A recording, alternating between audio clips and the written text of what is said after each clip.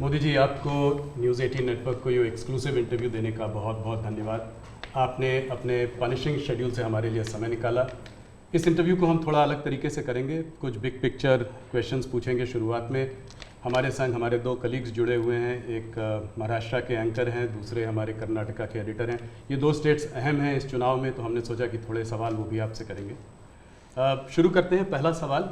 सबसे पहले तो आपको और आपके सभी दर्शकों को मेरा नमस्कार। और मुझे अच्छा लगा कि आपने अपने साथ कर्नाटका और महाराष्ट्र को भी जोड़ दिया है, तो एक प्रकार से आपने मेरी मदद की है, वरना तीनों को अलग अलग इंटरव्यू देता तो शायद मुझे और ज़्यादा टाइम देना पड़ता। बहुत धन्यवाद, स्वागत है आपका नेटवर्क 18 थैंक के यू इस। भैया। पहला सवाल मोदी जी, हम लोग पूरे देश का भ्रमण कर रहे हैं, इधर उधर जा रहे हैं। हम लोग साउथ में थे, बिहार गए और भी महाराष्ट्र में भी थे। तो हर जगह ये देखा गया है कि चाहे विपक्ष से बात करें, चाहे आपके उम्मीदवारों से बात करें, लोग कहते हैं कि जब मोदी जी यहाँ आएंगे तो सब कुछ बदल जाएगा। अभी कुछ नहीं कह सकते, मोदी जी आएंगे तो हो सकता है स्वीप हो जाए, हो सकता है सीट निकल जाए। तो क्या 2024 के इस चुनाव को हम नरेंद्र मोदी पर एक रेफरेंडम की तरह देख सकते हैं, जनमत संग्रह की तरह देख सकते हैं? अब ये तो सारा खेल मीडिया के लोगों का होता है, किस समय किस प्रकार से एनालिसिस करना। लेकिन मैं इतना कहूँगा कि मैं कोई चुनाव के समय काम करने वाली सरकार नहीं चलाता हूँ। आप मेरा 10 साल का रिकॉर्ड देखेंगे तो एवरेज फ्राइडे सैटरडे संडे मैं हिंदुस्तान के किसी न किसी कोने में गया हूँ, जनता के बीच में रहा हूँ, और इसलिए मेरा जाना निरंतर चलता रहता है। और चुनाव में मैं मानता हूँ कि लोकतंत्र का उत्सव ऐसा है कि सभी राजनीतिक दलों का कर्तव्य है कि ज़्यादा से ज़्यादा लोगों के बीच जाएं, जाकर के एक प्रकार से प्रशिक्षण का काम होना चाहिए, संवाद होना चाहिए, विचार विमर्श होना चाहिए। तो मैं एक राजनीतिक क्षेत्र के कार्यकर्ता के नाते चुनाव या न हो, मैं इसे अपना कर्तव्य मानता हूँ और इसलिए मैं जाता हूँ। जहाँ तक ये 2 फेज का सवाल है, मैंने ऐसा जन समर्थन बहुत कम चुनावों में देखा है जो मैं इस बार देख रहा हूँ। एक प्रकार से चुनाव जनता जनार्दन लड़ रही है, सुशासन के लिए लड़ रही है, अपने सपनों को साकार करने के लिए लड़ रही है। ऐसा मुझे लगता है, शायद मैं तो शायद एक निमित्त हूँ। इस बार मेरा जरा ज़्यादा उत्साह है लोगों के बीच जाने का, और पहले के तुलना में शायद मैं ज़्यादा बार जाना भी चाहता हूँ, इसलिए कि जो जनता जनार्दन इतने उमंग और उत्साह के साथ इतनी बड़ी जिम्मेदारी उठा ली हो, तो वो जनता जनार्दन को जाकर के उनको प्रणाम करना, नमन करना, उनका आशीर्वाद लेना, ये मुझे अपना कर्तव्य लगता है। और मैं देखता था जो फर्स्ट राउंड हुआ, तो मैंने किसी दोस्तों को कहा था कि पहले राउंड में ये हमारे खिलाफ जो लोग मोर्चा लगा करके बैठने की कोशिश कर रहे हैं, पहले राउंड में वो पस्त हो गए जी। और कल मैंने देखा दूसरे राउंड में ये ध्वस्त हो चुके हैं। यानी पहले लोगों ने पस्त कर दिया, अब ध्वस्त कर दिया। मोदी जी, जब कैंपेन की आपने शुरुआत की थी तो बड़े हाई नोट पे ये कैंपेन की शुरुआत हुई थी। आपने कहा, आपने अपने सरकार के पूरे काम का परिचय दिया, आपने डेवलपमेंट एजेंडा को लेकर आगे बढ़े, इकोनॉमी पर आपने जो है बहुत प्रकाश डाला और इसके ऊपर बहुत काम हुआ भी है। अभी इधर उधर 1-2 चरण के बाद आते आते आपने जो है राजस्थान में एक रैली में एक कांग्रेस के मैनिफेस्टो पर एक डायरेक्ट अटैक किया। आपने ये तक कहा कि इनका एक स्कीम है जिससे कि ये वेल्थ डिस्ट्रीब्यूट करना चाहते हैं, ये पता लगाना चाहते हैं किसके पास कितनी जमा पूंजी है, किसके पास कितना पैसा है, किसके पास कितना सोना है, सिल्वर है, चांदी है, और उसको वो मुसलमानों में और घुसपैठियों में बांट देना चाहते हैं। क्या ये थ्रेट इतना रियल है? क्या आपको ऐसा दिखता है? मुझे लगता है कि शायद आपकी टीम ने मेरा पूरा कैंपेन को ट्रैक नहीं किया है, या शायद विकास की बहुत सी बातें ऐसी होती हैं जिसको शायद टीआरपी के हिसाब से बैठता नहीं होगा। लेकिन आपने देखा होगा कि मेरा पूरा इलेक्शन कैंपेन दो चीजों पर केंद्रित है। एक, हमने समाज कल्याण को लिए, लोक कल्याण के लिए क्या काम किए, और सबसे बड़ा फर्क है और सरकारों में ये सरकार में, वो ये है कि लास्ट माइल डिलीवरी ये हमारी विशेषता है। नीतियाँ तो कोई सरकारें बनाती है, कोई सरकार बुरा करने के लिए तो आती नहीं है, अच्छा करना चाहती है। लेकिन कुछ लोगों को अच्छा करना आता है, कुछ लोग अच्छा होने का इंतजार करते हैं। मैं ऐसा हूँ कि मेहनत करके जो अच्छा हो करूँ, मेरा हमेशा ऐसा रहा है। अब देखिए, मैं चुनाव में लगातार बोल रहा हूँ कि हमने गरीबों के लिए 4 करोड़ घर बनाए। मैं इतना लोगों को कहता हूँ कि आप इस चुनाव प्रचार में जाएं तो मेरी मदद करें कि जिसके घर बनाना भी छूट गया हो, हर गांव में एक तो निकलेंगे, उनकी सूची में ये भेजो, ताकि जैसे ही मेरा तीसरा टर्म शुरू होगा मैं इस काम को आगे बढ़ाना चाहता हूँ। 3 करोड़ घर और मैं बनाना चाहता हूँ। अब आयुष्मान भारत योजना दुनिया की सबसे बड़ी health insurance and health assurance की स्कीम है ये। जी। 55 करोड़ लोगों को इलाज का भरोसा कि भाई अब आपको मोदी है, मोदी की सरकार है, 5 लाख रुपए तक का खर्च होगा, संभाल लेंगे। इस बार हमने मैनिफेस्टो में कहा है कि किसी भी वर्ग का, किसी भी समाज का, किसी भी बैकग्राउंड का व्यक्ति क्यों न हो, जिस भी परिवार में 70 से ऊपर की आयु के जो भी व्यक्ति होंगे, पुरुष स्त्री सब, उन सबको हम ये 5 लाख रुपए तक मुफ्त इलाज की सुविधा देंगे। इस बार हमने मैनिफेस्टो में ये भी कहा है कि जो आशा वर्कर हैं, आंगनवाड़ी वर्कर हैं, उनको हम इसका बेनिफिट देंगे। ट्रांसजेंडर जितने भी हैं, किसी भी आयु के क्यों न हो, हम उनको ये बेनिफिट देंगे। तो ये बात हम लोगों को बताते हैं। अब आप देखिए जी, हमारे देश में बैंकों का राष्ट्रीयकरण हुआ, ये जो मिलकर जब्त करने के खेल चल रहे हैं ना जी, पहले कर चुके हैं जी। सारी बैंकें प्राइवेट थी, लूट लिया रातों रात, गरीबों के नाम पे लूटा गया। लेकिन हमारे देश की बैंकें खस्ता हाल हो गई। आधे से अधिक आबादी ऐसी थी कि गरीबों के नाम बैंक तो लिया, लेकिन बैंक खाता नहीं था। ये मोदी ने आकर के 52 करोड़ बैंक के खाते खोले, और उसका सबसे बड़ा मैंने फायदा उठाया। खाते खोल करके आंकड़ा नहीं किया मैंने, जनधन, आधार और मोबाइल, इस ट्रिनिटी को लेकर के direct benefit transfer 36 lakh crore रुपए, आंकड़ा बहुत बड़ा होता है जी। जी। 36 लाख करोड़ रुपए डायरेक्ट बेनिफिट ट्रांसफर लोगों के खाते में गए। अगर मैंने बैंक खाते न खोले होते तो इनका बड़ा फाइनेंशियल इंक्लूजन इस दुनिया में, पूरी दुनिया में एक साल में जितने अकाउंट खुलते होंगे ना, उससे ज्यादा काम हमारे देश में हुआ है। जल जीवन मिशन हमारे देश में जी 3-4% घरों में भी घर में नल से जल आता था, वो भी ज्यादातर अर्बन लोकेलिटी में।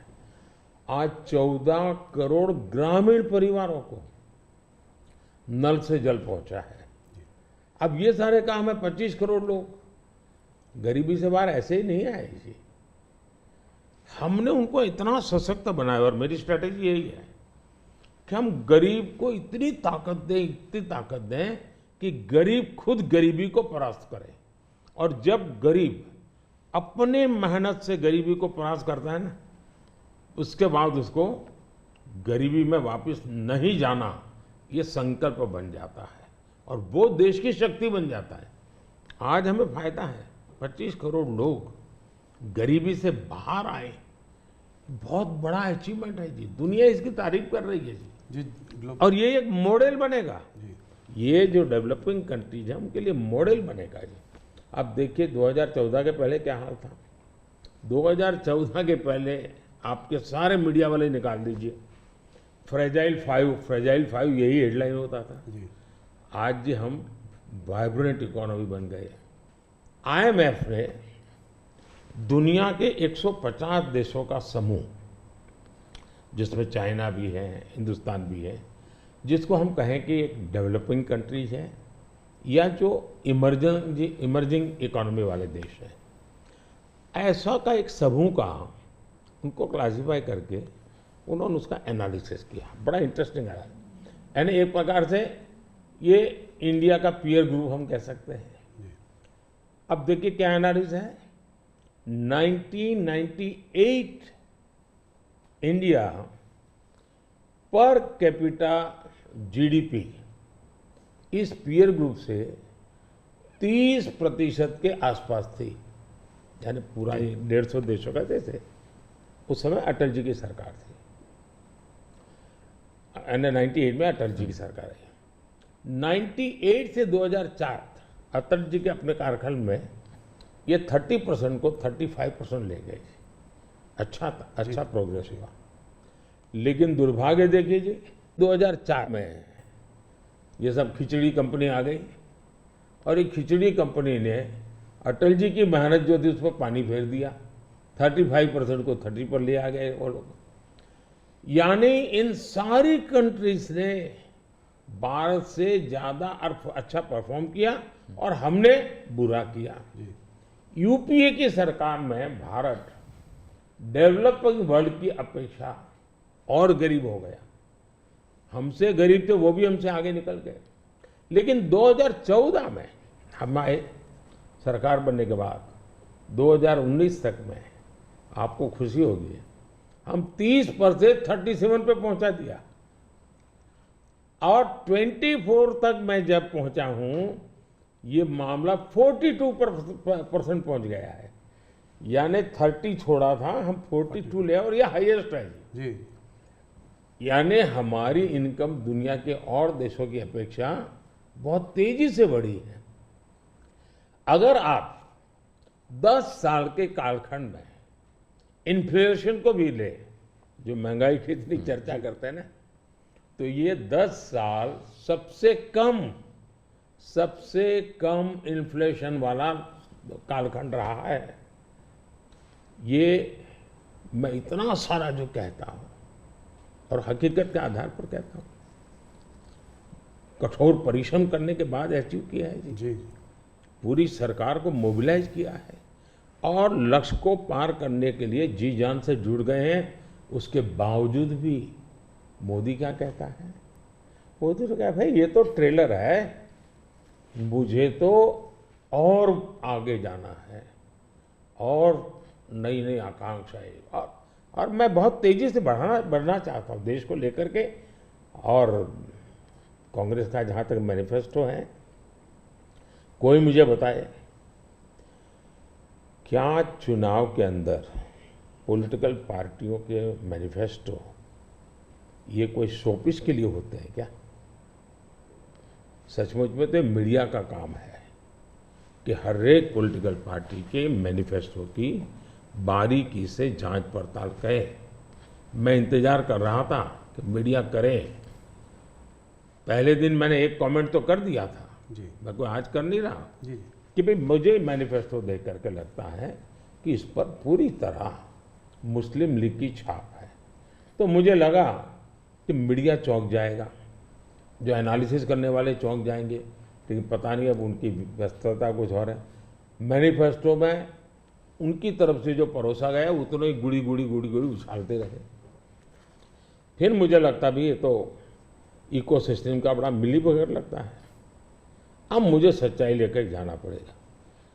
मैंने काफी 10 दिन इंतजार किया कि देश इस मैनिफेस्टो में जो बुराइयां हैं उसको कोई न कोई, क्योंकि निष्पक्ष तरीके से आता है तो अच्छा है, आखिरकार मुझे मजबूरन ये सच्चाइयाँ लेकर के आनी पड़ी। अब देखिए साहब, अब उनके एक महाशय ने अमेरिका में इंटरव्यू दे दिया, जी, इनहेरिटेंस टैक्स पर। तो इनहेरिटेंस टैक्स की बात ले आए, 55% टैक्स आपकी प्रॉपर्टी। अब मैं विकास और विरासत की बात कर रहा हूँ, ये विरासत को लूटने की बात करते हैं। तो मैं और वेल्थ रिडिस्ट्रीब्यूशन की बात करते हैं, और उनके आज तक का इतिहास है, वो करेंगे क्या? तो फिर मेरी जिम्मेवारी, मेरी रिस्पॉन्सिबिलिटी है कि मैं देशवासियों को बताऊं कि भाई ये इस दिशा में ले जा रहे हैं। अब आप तय कीजिए, जाना न जाना जनता जनार्दन का हक है, लेकिन मेरा दायित्व बनता है कि तथ्य के आधार पर, तर्क के आधार पर, उनकी हकीकतों के आधार पर मुझे बताना चाहिए, वो मैं बता रहा हूँ। सैम पिट्रोडा जी ने जो है इनहेरिटेंस टैक्स की बात की, जो हम लोगों की जमा पूंजी है, जब हम अपने लोग पूरा बचाते हैं अपने फैमिली के लिए, जब हम उसको अपने आने वाली जनरेशन को देंगे तो उस पर भी टैक्स लगेगा, और ये टैक्स बहुत बड़ा टैक्स हो सकता है। तो क्या आप कहेंगे कि बीजेपी अगर आएगी तो इस टैक्स को कभी नहीं लागू करेगी? भारतीय जनता पार्टी क्या करेगी, हमारे मैनिफेस्टो में साफ हमने लिख करके लाए हुए। अब उन्होंने कहीं सगुफा छोड़ दिया तो मैं भी वो झंडा लेके घूमूंगा, ये सवाल आपके मन में कैसे आ जाता है? भारतीय जनता पार्टी की विचारधारा साफ है जी। हम अपनी विचारधारा के आधार पर कार्यक्रमों को लेकर के, मैनिफेस्टो को लेकर के देश के सामने जाते हैं। कृपा करके ऐसे महाशयों के विचारों को हम पर मत थोपिए भाई। मोदी जी, राहुल गांधी ने एक बात और कही है, वो कहते हैं कि जब वो सरकार अगर उनकी आएगी तो वो एक नेशनल एक्सरे कराएंगे। इसी से जुड़ा सवाल है, इसीलिए मैं पूछना चाह रहा हूँ, एक नेशनल एक्सरे कराएंगे। बात सिर्फ कास्ट सेंसस की नहीं है जो कि वो करते आए हैं, उस पर भी मैं आपका मत जानना चाहूँगा, मगर बात वो कहते हैं इससे आगे है, बात कास्ट की नहीं, बात जस्टिस की है। और वो कहते हैं कि हम जो है एक सोशियो इकोनॉमिक सर्वे लाएंगे, एक इंस्टीट्यूशनल सर्वे लाएंगे, और उसमें देखेंगे कि किसके पास किस जाति और किस उस वर्ग के पास क्या है, कितना धन है, कितनी इंस्टीट्यूशंस में भागीदारी है, और उसके बेसिस पर हम इस पूरे सिस्टम को रीडिस्ट्रीब्यूट करेंगे। इसको आप कैसे देखते हैं?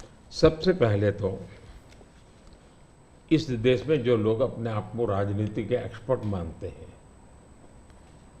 जो लोग देश के उतार चढ़ाव को बड़ी बारीकी से अध्ययन करते हैं, सबसे पहले उनका दायित्व है कि वो ऐसे लोगों को पूछे कि जिस परिस्थितियों का वर्णन आप कर रहे हो, अगर ये सही है तो 50, 60, 65 साल तो आपने राज किया भाई, ये मुसीबत के जो जन्मदाता आप हो, और आपने अब तक ये बर्बादी लाई क्यों? पहले उनका जवाब मांगो भाई, नंबर 1। नंबर 2, एक्सरे का मतलब क्या है जी? मतलब हर परिवार में जाना, घर घर छापा मारना, अगर किसी अनाज के डिब्बे में किसी महिला ने अपने गहने छपा के रखे हैं, उसको भी एक्सरे किया जाएगा, उनके गहने ले लिए जाएंगे, जमीनों का हिसाब किताब किया जाएगा, और फिर उसको रिडिस्ट्रीब्यूट करेंगे। ये दुनिया में एक माओवादी विचार ने सब किया हुआ है, दुनिया बर्बाद हो चुकी है। ये पूरी तरह अर्बन नक्सल उस सोच का सीधा सीधा प्रगटीकरण है, और इसलिए मैनिफेस्टो आने के 10 दिन तक बाद भी ये जो जमात आए दिन लिखापट्टी करती है ना, वो चुप रही, उनके प्रोटेक्शन में चुप रही है। तब मिलके मेरी जिम्मेवारी बन जाती है कि देश को जगाना कि भाई देखिए आपको लूटने की ये तरकीब हो रही है। और दूसरा पार्ट है, डॉक्टर मनमोहन सिंह जी वगैरह, उन्होंने हर बार कहा है कि भाई जो भी संपत्ति होगी इस पर पहला अधिकार किसका होगा। तो हिसाब किताब बहुत साफ है, वो क्या करना चाहते हैं। आपने ये सवाल भी उठाया है, 2006 का एक वीडियो जो वायरल हो रहा है, जिसमें मनमोहन सिंह जी ने कहा है कि गरीब मुसलमानों का पहला अधिकार रिसोर्सेज पर है, ये उन्होंने साफ कहा है। आपने उसको मैनिफेस्टो में भी ये बात पॉइंट आउट की है कि ओबीसी रिजर्वेशन का जो है पार्ट लेकर वो मुसलमानों को दे देना चाहेंगे, और 2004 से 2014 के बीच में उन्होंने 4-5 बार ऐसा करने की कोशिश की भी है। अरे भाई, ये तो बड़ा इंटरेस्टिंग सवाल आपने पूछा है। जरा मेरा जवाब लंबा हो जाएगा, लेकिन जरूर। देश के लिए मुझे बताना पड़ेगा। बताइए। आप कांग्रेस का इतिहास देख लीजिए। 90 के दशक से ये मांग उठी है देश में। समाज का एक बहुत बड़ा तबका है जिसको लगता था कि हमारे लिए कुछ होना चाहिए, उसके लिए आंदोलन हुए हैं। 90 से पहले कांग्रेस ने पूरी तरह इस बात को खारिज कर दिया, उसका विरोध किया, उसको दबाने की कोशिश की है। यानी 90 के पहले का उनका दशक है। फिर उनको जितनी भी कमीशन बने, जितनी कमेटियां बनाई, उसके भी रिपोर्ट्स ओबीसी के विचार के पक्ष में आने लगे। अब उनके सिफारिशों को भी वो नकारते रहे, रिजेक्ट करते रहे, दबाते रहे। 90 के दशक में उनको लगा कि भी अब इसको जरा उनकी वोट बैंक की राजनीति के अनुसार उसको टर्न दिया जाए। उन्होंने पहला पाप किया क्या, 90s के दशक में कर्नाटका में उन्होंने धर्म के आधार पर, आपको याद होगा, कर्नाटका में उन्होंने धर्म के आधार पर मुसलमानों को ओबीसी घोषित कर दिया। यानी देश के ओबीसी को नकारना, उस विचार को दबाना, उस विचार को रिजेक्ट करना, लेकिन राजनीति खातर मुसलमानों को ओबीसी घोषित कर देना। केंद्र से कांग्रेस गई, 2004 तक ये प्लान ठप रहा, उनका इरादा पक्का नहीं हुआ। 2004 में वो फिर आए, तो आते ही आंध्र में मुस्लिम को ओबीसी कोटा ये देना तय कर लिया। मामला कोर्ट में जाके उलझ गया। अब ओबीसी के 27% जो आरक्षण में मिला हुआ है, भारत के संसद ने दिया है, संविधान के मूलभूत भावना के प्रकाश में दिया है। 27% शहद लगाने की उन्होंने तैयारी कर दी, डाका डालने की कोशिश की। 2006 में नेशनल डेवलपमेंट काउंसिल की मीटिंग हुई थी, एनडीसी की। मनमोहन जी के बयान पर बहुत बड़ा हंगामा हो गया। 2 साल कांग्रेस पूरी चुप रही। 2009 के घोषणा पत्र में फिर से इसका जिक्र किया। 2011 में कैबिनेट नोट है इसका, 2011 के कैबिनेट नोट में ओबीसी के 27% हिस्सा डाका डाल करके उसमें से मुसलमानों को दे देना उन्होंने तय किया जी। 2012 यूपी चुनाव में भी उन्होंने इसकी एक असफल कोशिश की, फायदा नहीं हुआ।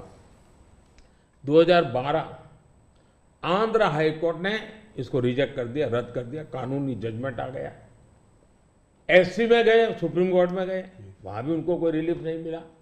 2014 के घोषणा पत्र में भी धर्म के आधार पर आरक्षण की बात कही है, जबकि हिंदुस्तान का संविधान जब बना तब तो कोई आरएसएस वाले, बीजेपी वाले संविधान सभा में नहीं थे। बाबा साहब आम्बेडकर जैसे लोग बैठे थे, पंडित नेहरू जैसे बैठे थे, सरदार वल्लभ भाई बैठे थे, देश के कई महापुरुष बैठे थे। उन सब ने लंबे चिंतन के बाद तय किया था कि भारत जैसे देश में धर्म के आधार पर आरक्षण नहीं दिया जा सकता। 2024 के चुनाव में आप देख रहे हैं उनका मैनिफेस्टो, और मैंने कहा इस पर पूरी तरह मुस्लिम लीग की छाप है, यानी मुस्लिम लीगी नीतियां उन्होंने अपनाना शुरू किया। अब ये जो उन्होंने स्थितियां बनाई हैं, मुझे बताइए कि देश के लोगों को ये जिस प्रकार से संविधान की धज्जियां उड़ा रहे हैं, जिस प्रकार से लोग बाबा साहब आम्बेडकर को अपमानित करते हैं,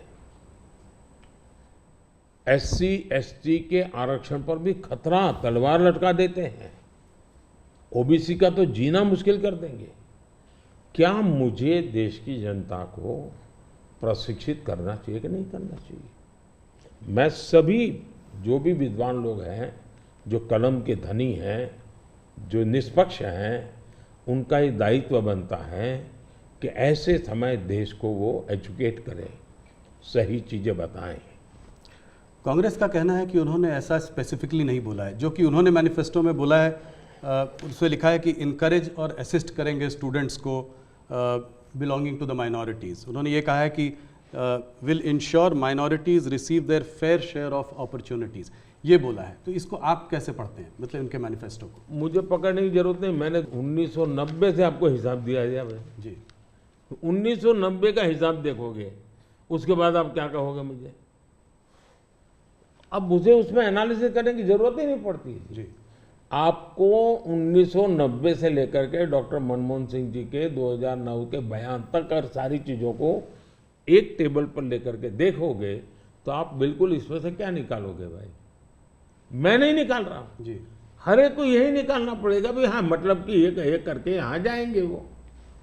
और ये जो भागीदारी की बात करते हैं इंस्टीट्यूशंस में कि जजेस ओबीसी नहीं है, मीडिया में ओबीसी का रिप्रेजेंटेशन कम है, इसको आप कैसे देखते हैं? अब मुझे बताइए, जो 2014 में हम आए, हमने ऐसी कोई नीति बनाई है क्या जो जिसके कारण किसी को रुकावट हो जाए? तो ये उनके पाप है, उनके पापों को देश भुगत रहा है। अगर उन्होंने सच्चे अर्थ में सेकुलरिज्म किया होता, सच्चे अर्थ में सामाजिक न्याय किया होता, वोट बैंक की राजनीति न की होती, तो ये उनको आज इस प्रकार से झूठे कागजों को लेकर के घूमना नहीं पड़ता। जी मुझे विश्वास है कि 10 साल से मैं जो कर रहा हूं, स्थिति ऐसी आएगी कि जितनी बातें हैं उनका जवाब हम ही देंगे, कर के देंगे, हर एक को योग्य न्याय देंगे। आज हमारे पहले देश के राष्ट्रपति आदिवासी कैसे बनी हुई? हमारी सोच के कारण बनी। हमें 3 बार राष्ट्रपति बनाने का मौका आया, एक बार अटल जी के समय, 2 बार मेरे समय। पहली बार हमने किसको बनाया? माइनॉरिटी को बनाया, जी बिल्कुल। अब्दुल कलाम जी को बनाया। मुझे मौका मिला पहला तो किसको बनाया? दलित को बनाया। दूसरा मौका मिला तो किसको बनाया? आदिवासी महिला को बनाया। तो ये हमारे आचरण से पता चलता है कि हमारी सोच क्या है। जी मोदी जी, आपने एक बात और कही है और इसको मैं एक लंबे सवाल से भी जोड़ना चाहता हूँ। आपने कहा है कि अगर इनका गठबंधन जो है सरकार बनाएगा तो ये पीएम बाय रोटेशन होगा। ये डिसाइड नहीं कर पा रहे हैं कि किसको पीएम बनाएंगे, तो एक साल के लिए सब लोग पीएम बनेंगे। सवाल मेरा थोड़ा बड़ा है। सवाल ये है कि क्या आपको लगता है कि जिस स्टेज में इंडिया का जो डेवलपमेंट स्टेज है उसमें कोएलिशन गवर्नमेंट काम करेगी या एक स्टेबल गवर्नमेंट ज़्यादा इफेक्टिव होगी? 2 अलग अलग सवाल है। जी देखिए, आप कांग्रेस का कैरेक्टर देखिए। उनके यहाँ राजस्थान में पार्टी के अंदर आंतरिक संघर्ष था, तो उन्होंने फॉर्मूला बनाई 2.5 साल मुख्यमंत्री की, 2.5 साल एक मुख्यमंत्री रहेंगे, 2.5 साल दूसरे। ये राजस्थान में फॉर्मूला बनाई थी, नॉन फॉर्मूला है। छत्तीसगढ़ में ऐसा उनकी पार्टी के भीतर झगड़ा हुआ तो वहाँ भी उन्होंने फॉर्मूला बनाई कि 2.5 साल एक, 2.5 साल दूसरा, और उन्होंने मामला संभाल करके गाड़ी चलाई। और ये भी सच्चाई है कि 2.5 साल के बाद वो मुकर गए। जी यानी खुद की पार्टी के साथ धोखा किया, खुद की पार्टी के अंदरूनी धोखा करने की उनकी प्रवृत्ति, वो तो एक। इसका मतलब ऐसी फॉर्मूला कांग्रेस के दिमाग में होना ये प्रूवन है उसमें। और मैंने अभी कहीं मीडिया में पढ़ा कि उनकी कोई छोटी सी मीटिंग हुई थी, मीडिया में पढ़ा मैंने, और उसमें ये कहा कि भाई अब आज के स्थिति जब मोदी बार बार पूछ रहा है भाई इतना बड़ा देश किसको सुपुर्द करे, आपका नाम तो होना चाहिए ना, इतना बड़ा आप किसी का भी नाम दीजिए, जी कोई तो नाम देना पड़ेगा ना। अरे क्रिकेट की टीम होती है वो भी कैप्टन बताती है, कबड्डी की टीम होती है वो भी कैप्टन बताती है। भाई आप बता नहीं रहे हो कि इतना बड़ा देश दे किसको। और तब जाकर फिर उन्होंने कोई ऐसे फॉर्मूला बनाई है कि भाई 1 ईयर 1 पीएम फॉर्मूला। अब एक पीएम 1 साल रहेगा तो आएगा, पूरी नई सरकार बनाएगा, कैबिनेट बनाएगा, तो फिर शपथ समारोह चलते रहेंगे 5 साल, और क्या होगा जी। और देश संकट समारोह में उलझता रहेगा, वो शपथ समारोह में उलझते रहेंगे। अब कोई देश ऐसे चल सकता है? इतना बड़ा देश जी देश ने 30 साल तक अस्थिरता देखी है, मिलीजुली सरकारों का दौर देखा है, आज दुनिया में भारत के प्रति विश्वास बढ़ा है, उसका कारण भारत के 140 करोड़ लोगों ने एक स्थिर, मजबूत, स्पष्ट बहुमत वाली सरकार बनाई। तो कोई भी भरोसा करेगा भाई हाँ जी जी। इस सरकार के पास मैंडेट है, मिलीजुली सरकार पर कोई भरोसा ही नहीं करता है। और इतना बड़ा देश ऐसे थोड़ा चल सकता है। लेकिन आज देश की राजनीति ऐसी है कि कोई एक पार्टी कितने ही बहुमत से क्यों न जीते, उसने रीजनल एस्पिरेशंस को ऑनर करना ही होगा। और इसलिए हमें पूर्ण बहुमत मिला, फिर भी हम सरकार एनडीए की बनाते हैं, एनडीए के साथियों को लेकर के बनाते, क्योंकि एक पार्टी को पूर्ण बहुमत मिलने के बाद भी देश के राजनीतिक उज्जवल भविष्य के लिए, देश के लोगों के एस्पिरेशंस के लिए, रीजनल एस्पिरेशंस को उतना ही रिस्पेक्ट देना चाहिए, उतना ही हिस्सा देना चाहिए। और ये कैरेक्टर एनडीए ने डेवलप किया है, भारतीय जनता पार्टी ने करके दिखाया है। आपने रीजनल एस्पिरेशंस की बात की तो उसकी बात हम लोग करेंगे। एक सवाल और जिससे पहले कि उस पर आते हैं, ऑपोजिशन की सारी पार्टीज, राहुल गांधी, कांग्रेस, सब ये कहते हैं कि मोदी जी ये जो है मैच फिक्सिंग कर रहे हैं इस चुनाव पर। उन्होंने कहा है कि ईडी, सीबीआई और ईवीएम के बिना आप चुनाव नहीं जीत सकते। क्या कहेंगे आप? ईवीएम का जवाब तो देश की सुप्रीम कोर्ट ने दे दिया है। और 2014 में इनके पास ईडी थी, इनके पास सीबीआई थी, तो हार क्यों गए भाई? मेरे होम मिनिस्टर तक को जेल में डाल दिया था, तो हार क्यों गए वो? अगर ईडी सीबीआई से चुनाव जीते जाते तो ईडी सीबीआई का काम तो इतने सालों तक कांग्रेस ने किया है, वो जीत जाते हैं जी। और इतना बड़ा देश एक म्यूनसिपैलिटी का चुनाव फिक्स नहीं कर सकते भाई, जरा करके देखो। ये संभव होता है क्या फिक्सिंग? क्या क्या दुनिया को मूर्ख बना। लेकिन दुख इस बात का है कि ऐसी बातें करने वालों को आप मीडिया के लोग उनको पूछने के बजाय हमको पूछते हो। मोदी जी थोड़ा सा लेकिन इसमें एक बात चौकस है जी, मैं मानता हूं पिछले कई दिनों से इंडिया अलायंस के लोग इतने निराश हो चुके, इतने निराश हो चुके हैं कि अभी उनको बहाने ढूंढना बहुत जरूरी बन गया है। क्योंकि पराजय के बाद भी लोगों के सामने जाने के लिए उनको इसलिए मैं समझता हूँ शायद वो अभी से ये सारे तर्क ढूंढ रहे हैं कि पराजय के तर्क क्या होंगे। शायद उसी की उनकी इंटरनल एक्सरसाइज है ये। मोदी जी दो स्टेट्स अहम हैं इस चुनाव में, एक है कर्नाटका और एक है महाराष्ट्र। कर्नाटका जहां पे अभी आपकी हार हुई थी विधानसभा के चुनाव में, और महाराष्ट्र इसलिए क्योंकि वहां पर एक अजीब सी खिचड़ी बनी हुई है, दो पार्टियां टूटी हैं। मेरे दो साथी मेरे साथ हैं। सबसे पहले शुरुआत करते हैं कर्नाटका से। तो हरिप्रसाद जी जो हमारे वहाँ के एडिटर हैं वो आपसे कुछ सवाल पूछना चाहते हैं। हरिप्रसाद जी स्वागत है आपका।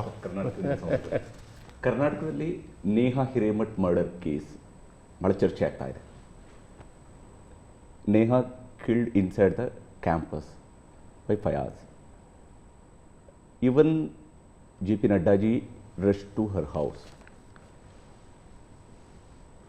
आप क्या सोच रहे हैं, ये अभी ये फोकस शिफ्ट हो रहा है क्या? कर्नाटक का चुनाव का फोकस ऐसे इश्यूज को शिफ्ट हो रहा है? देखिए, नड्डा जी का कार्यक्रम वहाँ चल रहा था और इतनी बड़ी घटना घटी थी। और ऐसी चीज़ों में हमें वो किस दल के थे, वो कांग्रेस के थे, उसकी बेटी की हत्या हो गई तो हमारा क्या, ये हमारे संस्कार नहीं है, न ही हमारी सोच है, और एक मानवीय संवेदना का विषय है। और मैं मानता हूँ कि अच्छा हुआ अध्यक्ष जी ने इतनी चुनाव की आपाधापी में भी उनके सांत्वना देने का प्रयास किया है। ये पूरी तरह मानवीय व्यवहार है। मैं भी अब मैं बताता हूँ कि शायद कौन सा चुनाव है मुझे याद नहीं है, लेकिन राहुल जी का कहीं पर हवाई जहाज में कुछ गड़बड़ हुआ तो मुझे पता चला, तो मैंने तुरंत उनको फ़ोन किया। मैंने कहा भाई आपको कुछ दिक्कत हुई है, क्या हुआ है? ये हमारा कर्तव्य बनता है। मैं गुजरात का मुख्यमंत्री था और दमन में मैडम सोनिया जी, फिर हमारे अहमद पटेल साहब, वो सारे लोग, उनका हेलीकॉप्टर एकदम से क्रैश कर गया। मुझे पता चला, मैंने तुरंत फ़ोन किया। मैंने कहा मैं यहाँ से आपको एयर एम्बुलेंस भेजता हूँ।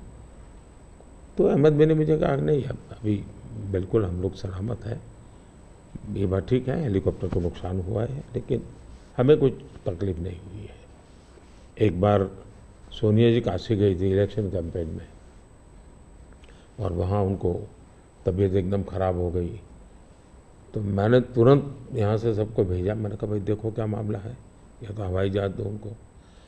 तो ये एक तो मेरे संस्कार भी हैं और मैं मानता हूँ कि ये राजनीति से परे होते हैं चीज़ें।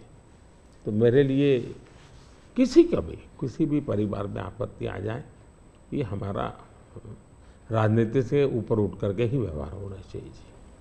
Regarding the guarantee schemes, in Karnataka, Congress promised 5 guarantees, and they, after coming to power, they delivered that one. They, as per their promise, they are delivering that one. Now, whereas in BJP is more, in the last election, you lost there, only 66 seats you were able to win there, BJP able to win there. Now again, Yediyurappa जी का leadership और उसका बेटा का leadership में ज़्यादा focus हो रहा है। इसका वजह से थोड़ा सा बीजेपी के अंदर भी कुछ लोग नाराज़ भी है उधर। वो एक्चुअली आपका मन में कर्नाटका में अभी बीजेपी कितना सीट जीत सकते हैं, क्या है आपका? नंबर 1, यस, कर्नाटका की जनता पश्चाताप कर रही है कि हमने इतनी बड़ी गलती कर दी, इनको बिठा दिया। तो जन समर्थन हमारा कम नहीं हुआ है, जन समर्थन हमारा बढ़ा है। लेकिन इन्होंने इतने ही कम समय में सीएम कौन, अभी भी वो बात सेटल नहीं हुई है। शपथ हुआ है सीएम का लेकिन सेटल नहीं हुआ है। अपने आप को सीएम मानने वाले लोग बहुत है उसमें। अब कानून व्यवस्था देखिए, चरमरा गई है, बम ब्लास्ट हो रहे हैं, हत्याएं हो रही हैं, आर्थिक स्थिति पूरी तरह कंगालियत की स्थिति में है। वादे तो बड़े बड़े कर दिए उन्होंने और फिर टैग लगाए, ऐसा होगा तो ये मिलेगा, वैसा होगा तो नहीं मिलेगा। मतलब आप जनता के साथ धोखा भी कर रहे हो। जब हमने कहा कि भाई हम इन लोगों को आयुष्मान कार्ड देंगे, मतलब देंगे, फिर इफ्स एंड बट लगा करके उसमें बेईमानी नहीं करनी चाहिए। अभी जब हमने कहा कि हम 70 साल से ऊपर के किसी भी वर्ग के व्यक्ति होंगे, इनको आयुष्मान कार्ड देंगे, मतलब देंगे। आप में ये हिम्मत होनी चाहिए। उन्होंने किसानों की जो योजना थी वो रद्द कर दी, किसान सम्मान निधि। कोई कारण नहीं है इस प्रकार से करने का। अब आप कोई सोच सकता है, जब बेंगलुरु दुनिया में हमारा बहुत बड़ा देश की इज्जत बढ़ाने में बेंगलुरु का बहुत बड़ा रोल है। दुनिया में जब जाते हैं ना, तो बेंगलुरु कहते ही ऐसा लगता है वो जैसा परिचित है। टैंक हब के रूप में जाना जाता था, आपने देखते ही देखते उसको टैंकर हब बना दिया और टैंकर में भी माफियाशाही चल रही है। पानी के लिए लोग तरस रहे हैं। अगर ये जो हालत उन्होंने कर दी है, अब युवाओं की स्कॉलरशिप आपने संख्या भी कर दी, अमाउंट भी कम कर दी, यानी एक के बाद एक आपने ऐसे नेगेटिव काम किए हैं। जिन मुद्दों को लेकर के वोट मांगा, उन मुद्दों को आप वोट दे नहीं पा रहे हैं। अच्छा, डेप्यूटी सीएम वो अपने भाई के लिए वोट मांग रहे हैं और वो खुद सीएम बन सके इसलिए सब खेल खेल रहे हैं। वो सीएम से हटे इसके लिए भी खेल खेले जा रहे हैं। जहां तक भारतीय जनता पार्टी का सवाल है, हम टीम स्पिरिट से काम करने वाले लोग हैं। भले मेरी टीम ने मोदी को आगे किया, लेकिन मेरी पूरी टीम काम कर रही है जी। उसी प्रकार से येडियुरप्पा जी हमारे वरिष्ठ नेता हैं, लेकिन काम पूरी टीम कर रही है और टीम मेहनत करती है, लोगों को विश्वास भी है और हम आगे बढ़ रहे हैं। The second phase selection of Karnataka, in nation it's the third phase, but for us in Karnataka it's the second phase election for 14 seats. There's northern part of Karnataka, majorly drought hit places are there. Now regarding this drought, बारे में already Congress is claiming that we went to Supreme Court. Now central government is forced to give a rightful compensation. What's your opinion? देखिए सिद्धारा में है कि जब पुरानी सरकार थी और वहाँ ड्राउट था उस समय, मैंने खुद के ने उनकी पूरी टीम को यहाँ बुलाया था। एज ए प्राइम मिनिस्टर मैंने उनकी टर्म में इनको बुलाया था। बैठ करके मैंने कहा भाई पहले हम जल संचय की योजना हमें बनानी चाहिए।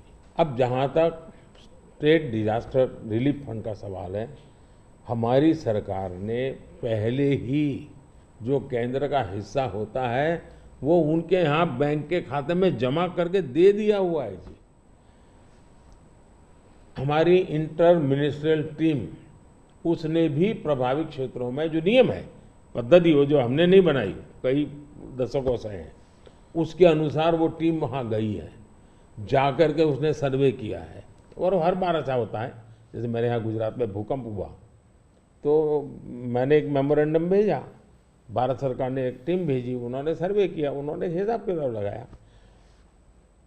अब ये सारी प्रोसेस चल रही है, आचार संहिता आ गई तो हमने इलेक्शन कमीशन को कहा कि भाई हमारे सामने ये विषय है, हम इसको जैसे ही आप परमिशन देंगे हम देना चाहते हैं।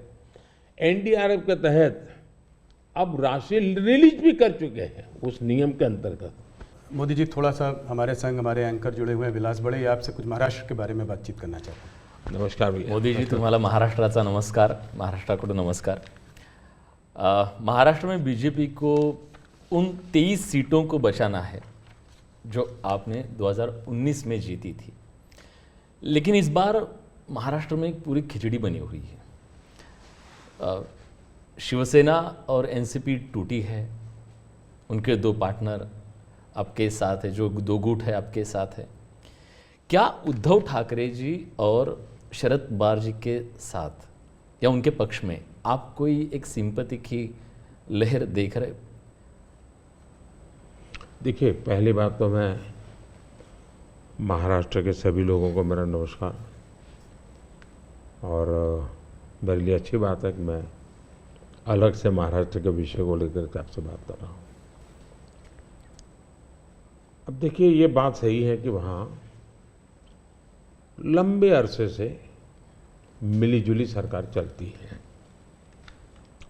विलासराव देशमुख थे, तब से लेकर के आप देखिए, इवन शरद पवार भी जब मुख्यमंत्री बने थे वो भी पूर्ण बहुमत के साथ अकेले नहीं बन पाए थे। दूसरा, महाराष्ट्र का दुर्भाग्य रहा है कि लंबे अरसे से 5 साल तक कोई एक मुख्यमंत्री रहा नहीं है। एक भी व्यक्ति 5 साल में, देवेंद्र फडणवीस पहले व्यक्ति थे लंबे अरसे के बाद जो एक पूरा कार्यकाल मुख्यमंत्री रहे, और पूरी सरकार बेदाग रही, पूरी सरकार लोगों का भला करने वाली सरकार रही। अब सिंपैथी हमारे साथ होनी चाहिए कि जो लोग हमारे साथ चुनाव लड़े, जो लोगों ने हमारे साथ चुनाव लड़ करके महाराष्ट्र के लोगों से वोट मांगा, लेकिन मुख्यमंत्री बनने के खुद के व्यक्तिगत महत्वाकांक्षा के कारण और उसमें अहंकार भर गया, इसके कारण आपने बाला साहब ठाकरे के जमाने से बनी बनाई इस जोड़ी को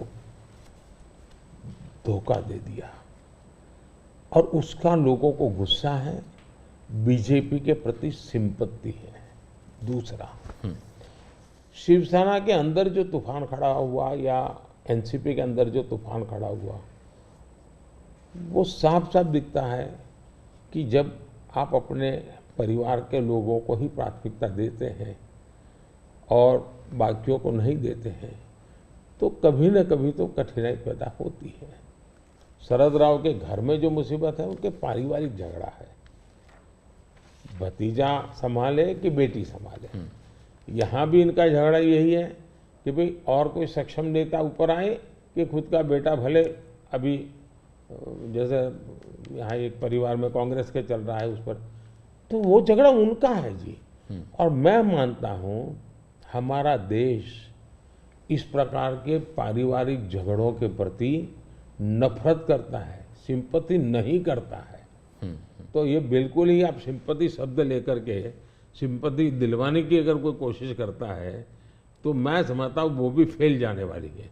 लोग नफरत करते हैं, लोग ऐसी चीज़ों को स्वीकार नहीं कर सकते कि भाई ये तुम्हारे घर के झगड़े, तुम घर में निपटो ना, महाराष्ट्र को क्यों बर्बाद कर रहे हो। तो गुस्सा है।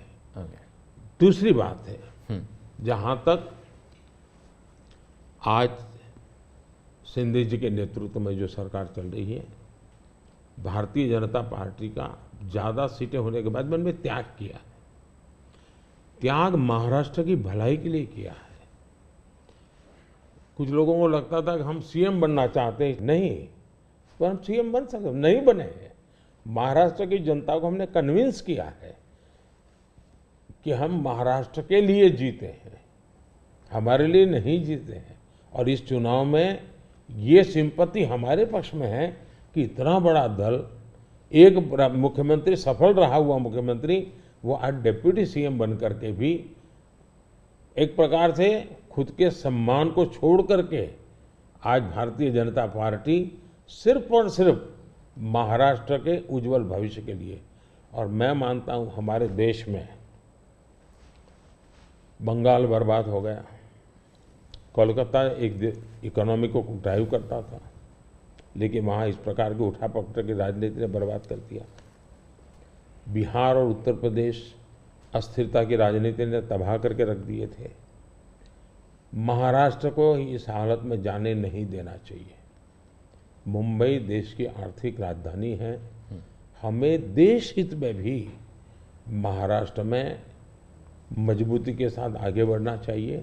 और ये बात हम महाराष्ट्र की जनता को समझा रहे हैं, उनको कन्वे कर रहे हैं, और महाराष्ट्र की जनता बहुत पॉजिटिव रिस्पॉन्स दे रही है जी। ओके, महाराष्ट्र में बीजेपी, शिवसेना और एनसीपी की महायुति बनी है, लेकिन इस चुनाव में आखिरी समय तक सीटों की खींचातान बहुत चल रही है। अभी तक टिकट का वितरण भी बहुत जगह पे नहीं हुआ है। ये महायुति पर एक बड़ा सवाल नहीं है खड़ा करता? मुझे लगता है ये जो पहले दो वाक्य बोले ना, उसके सिवाय बाकी सब जो बता रहे वो उन लोगों का प्रॉब्लम है। वहाँ सीटें तय नहीं हो पा रही हैं, वहाँ निर्णय नहीं हो पा रहा है, वहाँ पैरेलल चुनाव लड़े जा रहे हैं। इस बाजू तो ऐसा ही नहीं, बीजू चल पड़े हैं लोग, मिलजुल करके सीटें तय कर करके चल पड़े हैं जी, और वेल इन एडवांस कर दिया है। शिवसेना, बीजेपी और एनसीपी, ये तीनों ने इसको कर लिया है। सामने जो नकली पार्टियों का मेला मिलाप है वहां नहीं हो पा रहा है जी, उल्टा है। कितनी सीटें देखते हैं आप महाराष्ट्र में? पिछली बार 41 आई थी, इसलिए पूछ रहा हूँ सवाल। हम बहुत ताकत के साथ आगे बढ़ रहे हैं। वोट भी बढ़ेगा, सीट भी बढ़ेगी। सर, 2017 में आप ही की सरकार ने शरद पवार जी को पद्म विभूषण दिया था, जो देश का सेकेंड हाईएस्ट सिविलियन ऑनर है। लेकिन पिछले मंगलवार को शरद पवार जी ने एक कह दिया, मराठी में ते मराठीत असं म्हणाले की मोदी जी देशाचे नवे पुतीन आहेत, आप नए पुतीन बन रहे हैं। आप इस कमेंट को कैसे देखते हैं? मैं उनका आदर करता हूँ, आज भी करता हूँ। हाँ। और मैं मानता हूँ सार्वजनिक जीवन में लंबे अरसे तक जिन जिन लोगों ने काम किया है वो हमारे साथ रहे न रहे, हमारे विरोध बने, वो अलग बात है। इसका मतलब ये हुआ कि जिसके अंदर वो पुतिन को देखते हैं उसकी सरकार से अवार्ड लेकर के वो गर्व कर रहे हैं। ये तो बहुत बड़ा कॉन्ट्राडिक्शन है भाई। लेकिन वो गर्व कर रहे हैं। जहाँ तक मेरी पार्टी की सोच और व्यक्तिगत रूप से मेरी सोच। अब देखिए, हमने भारत रत्न दिया तो किसको दिया? प्रणब मुखर्जी, नरसिम्हा राव, चौधरी चरण सिंह जी, कर्पूरी ठाकुर। और इस देश में किसी ने क्वेश्चन नहीं किया कि मोदी जी अब इनको क्यों भारत रत्न दे रहे हैं। सबको लगता हाँ यार ये ड्यू था, डिजर्व था। किस दल के थे? हमारे खिलाफ ढेर सारी बातें उन्होंने बताई हुई ऐसे लोग हैं, लेकिन निर्णय उसके आधार पर नहीं होता है। आप पद्म पुरस्कार देखिए, मुलायम सिंह जी, असम के तरुण गोगोई जी, पीए सांगमा जी, जमीर जी, एस.एम. कृष्णा जी, आप देखिए जी, सारे लोग हैं दूसरी पार्टियों के हैं, हमने उनको पद्म दिया। हम पद्म देते हैं उनको अपने अपने क्षेत्र में जो उनका योगदान है, देश के लिए जो भी उन्होंने किया है, ये देश का दायित्व है। अवार्ड देश का है, दल का नहीं है जी। ये मोदी की पर्सनल प्रॉपर्टी नहीं है, ये भारतीय जनता पार्टी का उस पर कॉपीराइट नहीं है जी। तो मैंने पूरा पद्म पुरस्कार, तो मैं मानता हूँ कभी अगर आप स्टोरी चलाएं, मीडिया के लोग इंटरेस्ट करें, भारत में पद्म पुरस्कार को कैसे परिवर्तित किया गया, कैसे पद्म पुरस्कार एक प्रकार के सच्चे अर्थ में सम्मान बना दिया, इतना बड़ा काम उन्होंने किया है। अगर तारीफ होनी चाहिए तो इस बात की होनी चाहिए कि भाई आप बहुत बड़े सोच वाले लोग हैं कि आप ऐसे ऐसे निर्णय करते। ये क्वेश्चन नहीं होना चाहिए कि आपने उनको क्यों दिया। नहीं, देने के बाद भी उन्होंने ऐसा ऐसा है स्टेटमेंट।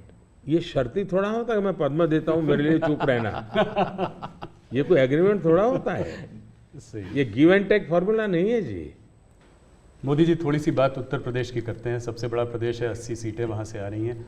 क्या इस बार आप लोग 2014 का रिकॉर्ड तोड़ पाएंगे? 71 सीट लाई थी बीजेपी, 73 एनडीए। इस बार अगर देखें तो अखिलेश और राहुल साथ में चुनाव लड़ रहे हैं और दमखम के साथ जो है पूरे परिवार को उन्होंने वहाँ से उतारा है। खुद कन्नौज से लड़ रहे हैं अखिलेश जी, डिम्पल मैनपुरी से लड़ रही हैं, फिरोजाबाद, आजमगढ़, तमाम जगह से उनके परिवार के लोग लड़ रहे हैं। हो सकता है कि कहते हैं कि गांधी लोग भी शायद वापस अमेठी और रायबरेली से लड़े। तो इस उसमें आप इस चुनाव को कैसे देखते हैं?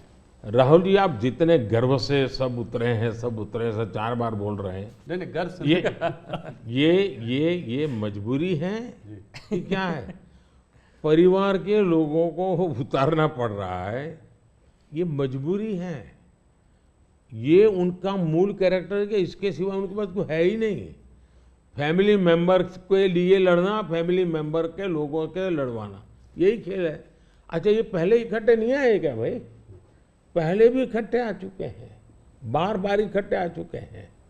लेकिन उत्तर प्रदेश की जनता को अपना भविष्य क्या है उसकी समझ पूरी है, और इसलिए मैंने पार्लियामेंट में कहा था कि आज उत्तर प्रदेश की और देश का हाल ऐसा है कि बड़े बड़े नेता लोकसभा के मैदान से भाग रहे हैं, राज्यसभा का रास्ता खोज रहे हैं, और हुआ वैसा ही है।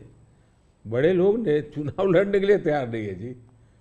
लेकिन हम एक जिम्मेवारी के साथ काम चल रहे हैं, सबको साथ लेकर के चल रहे हैं, और मुझे पक्का विश्वास है कि अब शायद कुछ बचेगा नहीं उनका, कुछ नहीं बचेगा। 2014 से बेहतर परफॉर्मेंस होगी, उनका कुछ बचेगा ही नहीं जी। एक सवाल और, आप इसका पार्ट जवाब दे चुके हैं इसलिए मैं उसको संक्षेप में पूछूंगा। ऑपोजिशन कांग्रेस सब आपके पीछे कहता है कि सरकार जो है ईडी, सीबीआई, इंटेलिजेंस एजेंसीज का इस्तेमाल कर रही है। आपने कहा है कि ईडी इंडिपेंडेंट है। सिर्फ एक सवाल यह है कि ऐसा देखा गया है कि 25 नेता का एक एनालिसिस एक न्यूज़पेपर ने की थी कि 25 नेता जब ऑपोजिशन पार्टी से बीजेपी की तरफ आ गए तो उसमें से 23 लोगों के ऊपर से जो है इस तरह के केसेस को या तो ठंडे बस्ते में डाल दिया गया या ड्रॉप कर दिया गया। इस बारे में पहली बात है, एक भी केस ड्रॉप नहीं किया गया है। जो अदालत कहेगी वही होगा, हम कोई निर्णय नहीं, ये स्वतंत्र है। दूसरी बात है, पॉलिटिकल लीडरशिप के केस कितने हैं भाई? ओनली 3%। 97% अच्छे अच्छे ब्यूरोक्रेट जेल में है। आखिर के संस्था का जन्म क्यों हुआ है भाई? अगर इन संस्थाओं का जन्म इसी काम के लिए हो तो काम नहीं करेगी क्या? और अदालत इतनी बड़ी है जी, किसी को जमानत नहीं दे रही है अदालत, तो अदालत देखती होगी ना भाई। और भ्रष्टाचार के मामले में हम कम से कम उसको लाइट न ले जी। सचमुच में देश में चर्चा होनी चाहिए कि पहला एक जमाना ऐसा था आपको आरोप लगता था ना तो भी हल जाते थे। आज गुनाह सिद्ध हो चुका, सजा हो चुकी, फिर भी आप हाथ ऊंचा कर करके फोटो निकलवा रहे हो। आप भ्रष्टाचार का महिमा मंडन कर रहे हो। इस देश में ये आलोचना का विषय होना चाहिए। भ्रष्टाचार को न्यू नॉर्मल के रूप में ट्रीट नहीं करना चाहिए, वरना इस देश का बहुत नुकसान होगा जी। ये सवाल बीजेपी और अदर्स का वाला नहीं है, देश के लिए ठीक नहीं है कि आप इसको न्यू नॉर्मल बना दें। और मैं देख रहा हूँ धीरे धीरे धीरे ऐसा वातावरण बनाया जा रहा है, हाँ ठीक है यार वो तो चलता रहता है। यही तो देश, गरीब आदमी मर रहा है जी। हमने कैसे भी करके इससे देश को मुक्त करना चाहिए, रिजॉल्व होना चाहिए कंट्री का, वो नहीं हो रहा है जी। और मैं तो मानता हूँ कि भाई देखिए मैं जो कोशिश कर रहा हूँ, एक सिस्टम को पॉलिसी ड्रिवन बनाओ, टेक्नोलॉजी को भरपूर लाओ। आज हमने पहले एक प्रधानमंत्री कहते थे 1 रुपया जाता है 15 पैसे पहुँचता है जी। आज मैं कहता हूँ 1 रुपया जाता है पूरे 100 पैसे पहुँचते हैं। डायरेक्ट बेनिफिट पे ट्रांसफर क्यों? सिस्टम को सुधारो भाई। हमने जेम पोर्टल बनाया, करप्शन को कम करने की दिशा में हमारा बहुत बड़ा कदम है जी। दूसरा, समाज को भी जगाओ, समाज को भी आदत डालो कि भाई भ्रष्टाचार बुरा है, किसी भी स्तर पर भ्रष्टाचार से मुक्त रहना चाहिए। और देश में वो वातावरण बन रहा है, पॉलिटिकल लोगों को डर नहीं है। और मैं मानता हूं उसमें कुछ मात्रा में ये जो सिर्फ हमारा विरोध है इसलिए उनका समर्थन कर देना, ये शोभा नहीं देता है भाई। आपने पिछले कार्यकाल में काफ़ी बड़े काम किए, आर्टिकल 370 को रद्द किया, सीएए को लेके आए, मगर ऑपोजिशन लीडर्स इस कैंपेन में सब कह रहे हैं कि अगर वो सरकार बनाएंगे तो इन सब को जो है सीएए को रिपील कर देंगे। ममता बनर्जी खास करके कह रही है सीएए को इम्प्लीमेंट नहीं होने देंगी। इसको आप कैसे देखते हैं? पहली बात है कि जिसको भारत का संविधान समझ है, जिसको भारत के फेडरल स्ट्रक्चर का पता है, किसके पास कौन काम है वो सब पता है, वो कभी ऐसी बात बोलेंगे नहीं, क्योंकि ये उनके अधिकार क्षेत्र का विषय ही नहीं है जी। अगर मोदी भी राज्य का मुख्यमंत्री होता है तो नहीं कर सकता है जी। जो भारत सरकार के विषय हैं वो भारत सरकार करेगी, जो राज्य सरकार के विषय होते हैं वो राज्य सरकार करेगी। लेकिन जनता को मूर्ख बनाने की फैशन हो गई है, जनता को अंधेरे में रखने, इसलिए वो कुछ भी बोलते रहते हैं। दूसरी बात है, मैं चैलेंज करता हूँ कांग्रेस पार्टी कल प्रेस कॉन्फ्रेंस करके बता दें कि हम 370 वापस लाएंगे, क्योंकि 370 हटने के बाद ये लोग संविधान की इतनी बड़ी बातें करते हैं ना जी। बाबा साहब अम्बेडकर के नाम पर, हमको इतनी गालियाँ देते हैं। हिंदुस्तान में बाबा साहब अम्बेडकर का संविधान पूरे देश में लागू नहीं हुआ था। जम्मू कश्मीर में 70 साल तक भारत का संविधान नहीं लगा है। ये हमने आकर के भारत के संविधान, और वहाँ दलितों को पहली बार आरक्षण मिल रहा है जी। वाल्मीकि समाज वहाँ रहता है, वहाँ पहली बार आरक्षण मिल रहा है। ये सब क्या बातें करते हैं जी।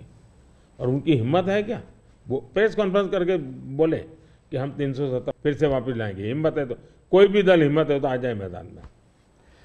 मोदी जी, बंगाल की तरफ चलते हैं। वेस्ट बंगाल में जो है इस बार चुनाव काफ़ी ज़ोरों में लड़ाई हो रही है। पिछली बार जब आप 2019 में 18 सीट लाए थे 42 में, तो लोग चकित रह गए थे, लोगों को उम्मीद नहीं थी कि आप 18 सीट लाएंगे। इस बार आपके एक नेता ने कहा है कि 36 सीट आ सकती है। राजनाथ जी ने मुझसे इंटरव्यू में कहा था कि 36 सीट आ सकती है। कैसे देख रहे हैं इस वक्त माहौल को? देखिए, जहाँ तक लोगों का चकित वाला जो आप कह रहे हैं ना,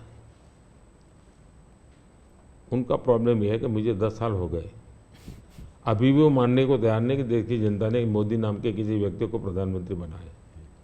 तो ऐसी एक जमात है जो देश के मैंडेट को स्वीकार करने को तैयार नहीं है जी।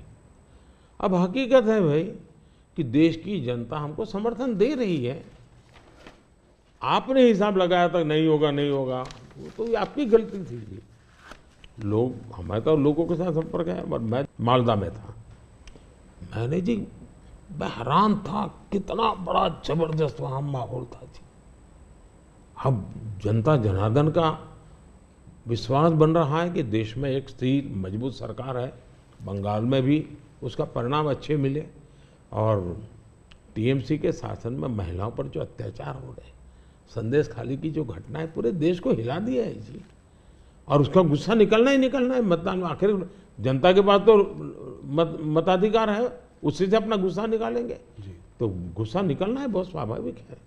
आपने देखा होगा नोटों के ढेर, क्या कभी आपके टीवी वालों ने इतने सारे नोटों के ढेर कभी पकड़े गए देखा था? पिछले कुछ सालों में आप लगातार 50 करोड़ के ढेर, 300 करोड़ के ढेर, 250 करोड़ के ढेर, 200 करोड़ के ढेर, देश चौंक गया है जी। आप कितना ही इसको दबाने की कोशिश करो, लेकिन देश के दिल दिमाग में स्थिर हो चुका है कि लूटने वाले लोग हैं। तो इस बार जीत और बड़ी होगी। बिल्कुल क्लीन स्वीप कर रहे हैं। उड़ीसा को कैसे देखते हैं? उड़ीसा में आपने जो है बीजेडी का साथ छोड़ा। भारतीय जनता पार्टी वहां अलग रही है।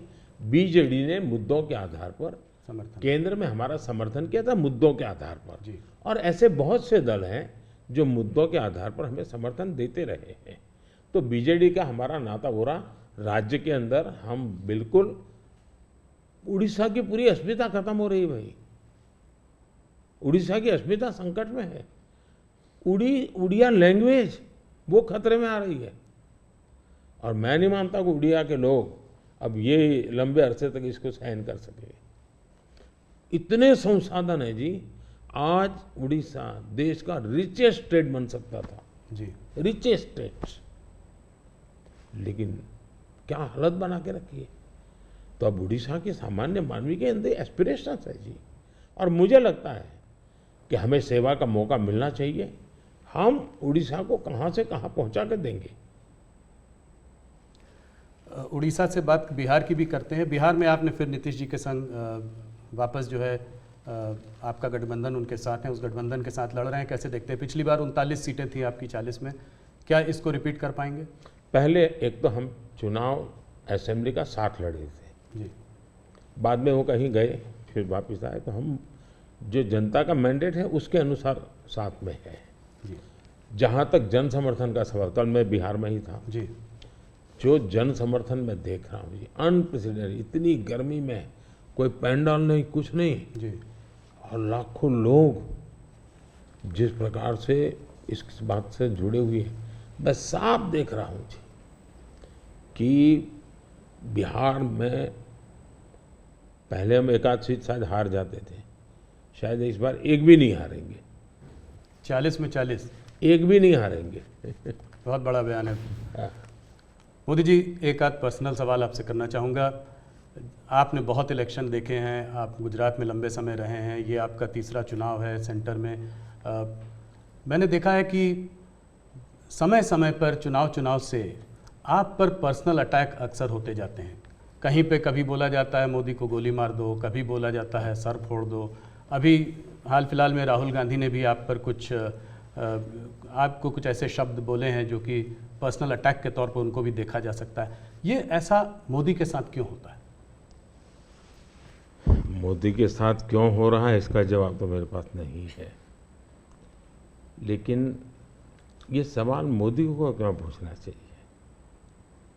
ये सवाल इस देश में चर्चा का होना चाहिए कि सार्वजनिक जीवन में आखिर मोदी का गुनाह क्या है? वो पीएम बना वही गुनाह है ना। मतलब आप जो भी गाली देते प्रधानमंत्री को दे रहे हैं। अब प्रधानमंत्री को इस प्रकार से सर फोड़ देंगे या कभी मेरी माँ को गाली देना, कभी ये। और मैं हैरान हूँ जी, भारत के राष्ट्रपति पर भी किस प्रकार का कटाक्ष किया गया था। शर्म आए इस प्रकार की भाषा का प्रयोग किया था। मैं हमेशा मानता हूँ कि मतदाता ही मेरा परिवार है, देश ही मेरा परिवार है, और मैं सकारात्मक राह से जा रहा हूँ। लेकिन जो ऐसा कर रहे हैं उस पर तो मैं आप लोगों पर छोड़ता हूँ, देशवासियों पर छोड़ता हूँ कि इन लोगों की तरफ कैसे देखना चाहिए। मोदी जी, अगर एक सवाल मैं ये समझना चाहूँ कि ये जो तीसरा टर्म होगा आपका, वो पहले दूसरे से अलग कैसे होगा? पहला कार्यकाल मेरा कैसा गया, तो मैं सामान्य मानवी की जो ज़रूरतें थी उनको मैं एड्रेस करना चाहता था। मैंने उस दिशा में काम किया, और उस समय देश के अंदर एक निराशा का वातावरण था, सरकार के प्रति नफरत का वातावरण। भाई सरकार यानी निकम्मी, मुझे विश्वास भरना था। मैंने उस पर काम किया, मजबूती लाया। जो दूसरा कार्यकाल था वो मैंने कुछ परिणाम दिखाए, लोगों को विश्वास भर दिया कि हम आगे बढ़ सकते हैं, हम दुनिया के अंदर एक कॉन्फिडेंस लेवल आया है देश में। वो कॉन्फिडेंस एक बहुत बड़ी ताकत है। अब आगे जो मेरा कार्यकाल है, मुझे ये जो हताशा में से विश्वास में परिवर्तित हुआ, आकांक्षा में परिवर्तन हुआ, जो एस्पिरेशंस के अंदर परिवर्तित हुआ, अब मुझे देश को तीसरी आर्थिक महाशक्ति बनाना है। लेकिन ये जब मैं 11 से 5 पे लाया, उसी की कंटिन्यूटी है जी। ये मैं 5 वर्ष और निकम्मा और 3 वाला अच्छा, ऐसा नहीं हो सकता जी। तो पहले मनमोहन सिंह के समय पर 11 तक थे, हम जोर लगा करके 5 पर ले आए, अब जोर लगा करके 3 पर ले जाएंगे। तो हम हर चीज़ में कंटिन्यूटी करना चाहते हैं। अब जैसे बिजली, हमने बिजली पहुंचाने का बड़ा अभियान चलाया, बिजली पहुंचा दी। अब मेरा लक्ष्य है PM सूर्यघर योजना और 0 बिजली बिल, और मैं हर घर पर सोलार सिस्टम लगे, और मैं सिर्फ बिजली का बिल 0 चाहता हूँ, इतना ही, मैं 3 चीज़ें चाहता हूँ। एक, हर परिवार का बिजली का बिल 0 हो। दूसरा, अतिरिक्त बिजली जो हो वो बेचे, कमाई करे। तीसरा, जमाना इलेक्ट्रिक व्हीकल का आएगा। मुझे आत्मनिर्भर होना है एनर्जी के सेक्टर में, और इसलिए मैं चाहूँगा जिसके पास भी स्कूटी हो, मोटर हो, जो भी हो, उसका चार्जिंग अपने घर में ही हो जाए और सोलार से हो जाए। मतलब आज उसका जो ट्रांसपोर्टेशन का महीने का 1000-2000 रुपया खर्चा आता है, वो भी 0 हो जाए। ये त्रिविध बेनिफिट नागरिक को और देश को, पर्यावरण का बेनिफिट, देश को आज पेट्रोलियम इंपोर्ट करने का जो अरबों अरबों डॉलर जा रहे हैं बाहर, वो बंद हो जाएगा। तो मल्टीपल बेनिफिट वाला योजना। अब जैसे स्टार्टअप हब, मैन्युफैक्चरिंग हब बनाना है, मुझे इनोवेशन हब बनाना है, यानी मैं एक बिल्कुल नए एरिया पर देश को ले जाना चाहता हूँ, और बड़े कॉन्फिडेंस का, और विजन मेरा क्लियर है, मुझे कोई दुविधा नहीं। मेरे पास तय है नेक्स्ट 100 डेज में, 4 जून के बाद 100 डेज में मुझे क्या काम करना है, अभी से मेरे पास क्लियर है। 5 साल में क्या करना है, क्लियर है। 2047 में विकसित भारत बने, क्लियर है। इसलिए मैं कहता हूँ 24/7 फॉर 2047, ये मेरा मिजाज है। इस पर अलग से एक चर्चा करनी पड़ेगी आपको हमारे ग्रुप के साथ। आज विलास मुझसे सुबह एक सवाल पूछ रहे थे, मैंने कहा आप मोदी जी से खुद ही पूछना डायरेक्ट। आपने आपकी पूरी यात्रा में बहुत सारी कठिनाई का सामना किया है। ऐसी हालत में भी आप टफ डिसीजन लेते हैं, ये कैसा कर पाते हैं? देखिए, मैं टफ डिसीजन वगैरह नहीं लेता हूँ जी, मैं सही डिसीजन लेता हूँ। कोई टफ डिसीजन होते नहीं, सही होते हैं। किसी को टफ लगे, किसी को ना लगे, ऐसा हो सकता है। लेकिन फिर भी मैं सोचता हूँ कि ये सब कैसे होता है। जैसा अचरज आपको होता है, मुझे भी होता है कि मोदी ये कैसे करता है। फिर मैं सोचता हूँ नहीं, शायद परमात्मा ने ही मुझे इस काम के लिए भेजा हुआ है। मुझसे जो कुछ भी है वो कोई ईश्वरीय शक्ति करवा रही है, और वो ईश्वरीय शक्ति, ईश्वरीय प्रेरणा से मैं करता रहता हूँ। ये कोई परमात्मा की देन है, परमात्मा ने मुझसे कुछ काम लेना तय किया है, किसी पर्पज के लिए परमात्मा ने मुझे भेजा है। और इसलिए मैं ये जो बाकी तूफान चल रहा है उससे बहुत परे रहता हूँ। लेकिन इस तूफान में शांत कैसे रहते हैं? वही, मैं उससे परे रहता हूँ। मुझे शायद परमात्मा ने यही राह दिखाई है कि तुम उन चीज़ों में मत उलझो, तुझे कोई बड़ा काम करना है, तुम अपने काम में लगे रहो। तो परमात्मा का निर्देश है, परमात्मा की इच्छा है, परमात्मा की योजना है, और शायद ये उसी का मैं एक निमित्त हूँ, कुछ नहीं हूँ। इसी से जुड़ा सवाल था कि आपको हम लोग देखते हैं, हमको आपका शेड्यूल मिलता है, आप इतना ट्रैवल कर रहे हैं, दिन में 5, 4, 6 रैली, वो भी कोई इस प्रदेश में तो कोई दूर दूसरे प्रदेश में। तो इस सब में आप फिट कैसे रहते हैं? कौन सी ऐसी शक्ति है जो आपको ये दृढ़ संकल्प दे रही है आगे बढ़ने का? पहली बात तो मैंने कहा ना कि ये मैं नहीं कर रहा हूँ, ये ईश्वर ने तय किया हुआ है। ईश्वर ने मुझे शायद इसी काम के लिए भेजा है, क्योंकि मैं जिस परिवार में पैदा हुआ हूँ जी, मेरी माँ ने कुछ पढ़ी लिखी नहीं थी, उसे स्कूल नहीं देखा था, मेरा कोई पॉलिटिकल बैकग्राउंड नहीं है, और इतना बड़ा देश, इतना काम ईश्वर नहीं करेगा तो कौन करेगा। और मेरे लिए दो ईश्वर हैं, एक जिसको हम देख नहीं पाते हैं, और दूसरे वो जो जनता जनार्दन है। मैं जनता जनार्दन को भी ईश्वर का ही रूप मानता हूँ, और दूसरा परमात्मा के प्रति मेरी अपार श्रद्धा है। शायद परमात्मा ने मुझे इस काम के लिए भेजा है, जनता जनार्दन ने आशीर्वाद दिया है, शक्ति दी है। जहाँ तक मैं काम क्यों कर पाता हूँ, मैं मेरे लिए जीता नहीं हूँ, न मैं मेरे लिए जन्मा हूँ। तो मेरे मन में हमेशा रहता है कि मुझे जितना समय मिला है उसका पल पल मैं देश के काम आऊँ। जहाँ तक मैं दौड़ता मेरा लगता है लोकतंत्र एक बहुत बड़ा उत्सव है, फेस्टिवल है जी। ये जनता जनार्दन के दर्शन करने का अवसर है जी। हमें मौका लेना चाहिए, जितना जनता जनार्दन के दर्शन कर सकते करना चाहिए। लोकतंत्र का एक उत्सव है जिसमें संवाद होना चाहिए जितना ज़्यादा। तो मैं इसको एक, जैसे हम घर में कोई बड़ी पूजा करते हैं ना, कैसे इन्वॉल्व होते हैं, मेरे लिए पूजा का समय है। मेरे 140 करोड़ देवता, उनकी मैं पूजा कर रहा हूँ, उस भाव से मैं चलता हूँ, लगा रहता हूँ उनमें, वो खप जाता हूँ और थकता नहीं हूँ, भगवान को देख के आता हूँ। मोदी जी बहुत बहुत धन्यवाद आपका, आपने अपने समय इतना समय निकाला। आपके नारे की तरह इस बार हमारा भी एक नारा है, अगली बार सिर्फ न्यूज़ 18 पर आर पार। बहुत बहुत धन्यवाद, आपने हम लोगों को समय दिया। चलिए, बहुत बहुत धन्यवाद। धन्यवाद। सगळ्यांना माझे नमस्कार। सगळ्या महाराष्ट्रातल्या जनतेला